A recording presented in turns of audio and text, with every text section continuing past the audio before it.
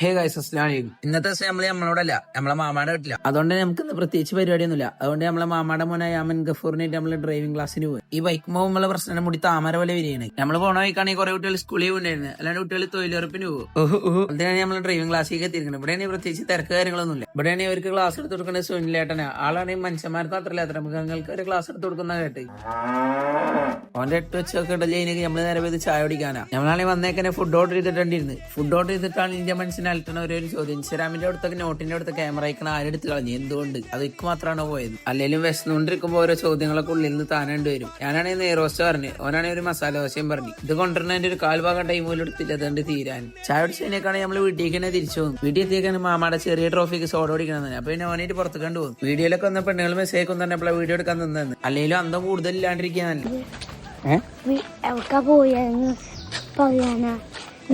Soda കുടിക്കാൻ പോയി. വീട്ടിലേക്ക് തിരിച്ചെത്തിയേക്കാണെങ്കിൽ മാമി നമുക്ക് കാപ്പിയും പഴംപൊരി ഉണ്ടാക്കി ചീണ്ടായിരുന്നു. പൊന്നു സോദര എന്തിനാ വേദന സഹിക്കണേ, മുട്ട തൈലം വാങ്ങിച്ച ചോളീൻ. രാത്രിയായപ്പോ നമ്മളിവിടെ അടുത്തുള്ള ഒരു സൂപ്പർ മാർക്കറ്റിലേക്ക് വന്നു. വീട്ടിൽ കുറച്ച് സാധനങ്ങൾ വാങ്ങാണ്ടായിരുന്നു. എന്തൊക്കെ വാങ്ങിക്കാൻ പറഞ്ഞാലും കൊതുവിന്റെ എന്തിരി മാത്രം വാങ്ങിക്കാൻ മറക്കില്ല. അല്ലെങ്കിൽ രാത്രി കൊതുവിന്റെ ഒക്കെ കുത്തുറാത്തീവ് ഉണ്ടാവും. അതിനെല്ലാ സാധനം എടുത്തതിനേക്ക് നമ്മൾ നേരെ ബില്ലടിക്കാൻ ഉണ്ടായി. അപ്പൊ ഇന്നത്തെ വീഡിയോ ബാക്കി അടുത്ത വീഡിയോ ആണ്. ബൈ.